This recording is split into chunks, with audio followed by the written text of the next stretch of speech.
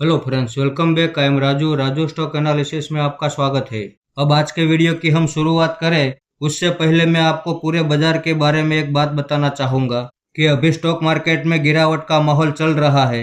उस गिरावट को देखकर हमें घबराना नहीं चाहिए, बल्कि उस गिरावट में हमें कहाँ पे अपॉर्चुनिटी मिलने वाली है उस अपॉर्चुनिटी को हमें ढूंढना चाहिए। और जहाँ पे भी हमें अपॉर्चुनिटी मिल रही हो वहाँ पे हमें थोड़ा थोड़ा इन्वेस्टमेंट करना चाहिए। हाँ, ये बात और है कि अभी हमारे पोर्टफोलियो में जो भी शेयर पड़े हैं उन शेयर में अभी हमें लॉस नजर आ रहा होगा, लेकिन समझदारी की बात यह है कि बाजार में तेजी हो चुकी थी तो अब गिरावट हो रही है। जैसे ही गिरावट का सिलसिला खत्म होगा तो वापस तेजी का सिलसिला चालू भी होगा। तो तेजी और मंदी ये तो मार्केट का नेचर है। और एक बात मैं आपको बताऊं तो हमेशा हमें मंदी में ही अपॉर्चुनिटी मिलती है। और पुरानी हिस्ट्री में भी आप देख लीजिए, जिन्होंने भी मंदी के मार्केट में ही इन्वेस्टमेंट किया है उन्हें आगे चल के अच्छा खासा प्रॉफिट भी मिला है। अब इसके चार्ट को ही आप देख लीजिए। तेजी में जब ये शेयर चल रहा था तो वहां पे हमारा रिस्क बड़ा हो जाता है और रिवॉर्ड छोटा हो जाता है। लेकिन यही शेयर जब गिरावट पे गिरावट कर रहा था और इसी ही जोन में किसी ने भी इन्वेस्टमेंट किया होगा उन्हें आगे चल के अच्छा खासा प्रॉफिट भी मिला होगा। अब गिरावट में हमारा रिस्क छोटा और रिवॉर्ड बड़ा हो जाता है। अब हमने अक्सर ये देखा है कि बाजार की गिरावट में 90% रिटेल इन्वेस्टर मैदान छोड़ के भाग जाते हैं और वहीं पर ही बड़े खिलाड़ी बाजी मार जाते हैं। तो बाजार के ऊपर हमारा एक छोटा सा रिव्यू था जो हमने आपके सामने शेयर कर दिया। आइए तो हम आज के वीडियो की शुरुआत करते हैं। आज हम आपके सामने वाइब्रेंट ग्लोबल कैपिटल लिमिटेड की बात करने वाले हैं। इसका शॉर्ट नेम है VGCL।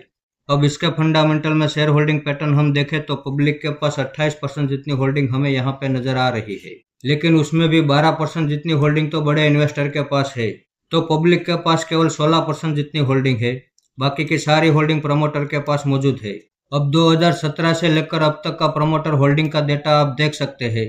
अब प्रमोटर खुद हर साल इस कंपनी में छोटी छोटी होल्डिंग बढ़ा रही है, तो ये बड़ी अच्छी बात है। इसके आगे इसकी बैलेंस शीट हम देखें तो इस कंपनी के ऊपर 38 करोड़ का कर्ज है। उसके सामने रिजर्व हम देखें तो इस कंपनी के पास 135 करोड़ का रिजर्व है। तो इस हिसाब से इनकी बैलेंस शीट में कहीं कोई खराबी नहीं है। इसके आगे प्रॉफिट एंड लॉस सेगमेंट में हम देखें तो कभी प्रॉफिट कभी लॉस ऐसा मिक्स डेटा हमें यहाँ पे नजर आ रहा है। अब 2015 से लेकर अब तक का चार्ट आप देख सकते हैं। 2023 में इसने 134 का ऑल टाइम हाई बनाया था और वहां से गिरावट करते हुए अभी ये 31 रुपये के पास ट्रेड कर रहा है।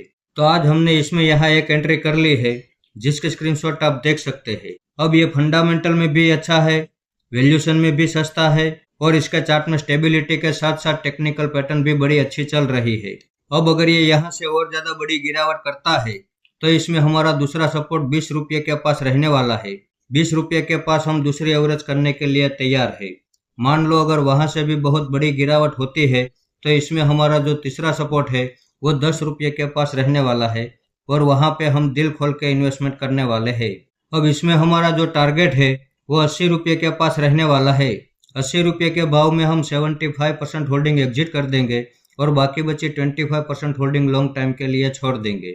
अब इसके चार्ट में हमें इतना भरोसा मिल जाता है कि ये चाहे कितनी भी बड़ी गिरावट क्यों न करे, लेकिन वापस जब ये नई तेजी की रैली चालू करेगा तो ये आराम से हमें अपने टारगेट तक पहुंचा देगा। इतना भरोसा हमें इसका चार्ट में मिल जाता है। तो ये यहाँ से जितनी भी गिरावट करना चाहे करने दो। इसकी हर गिरावट में हम बिना डरे अपना इन्वेस्टमेंट बढ़ाने के लिए तैयार है। तो इस कंपनी के ऊपर हम भरोसा कर सकते हैं। तो इस वीडियो को आप मेरी ओर से बाइंग या सेलिंग के रिकमेंडेशन ना समझे।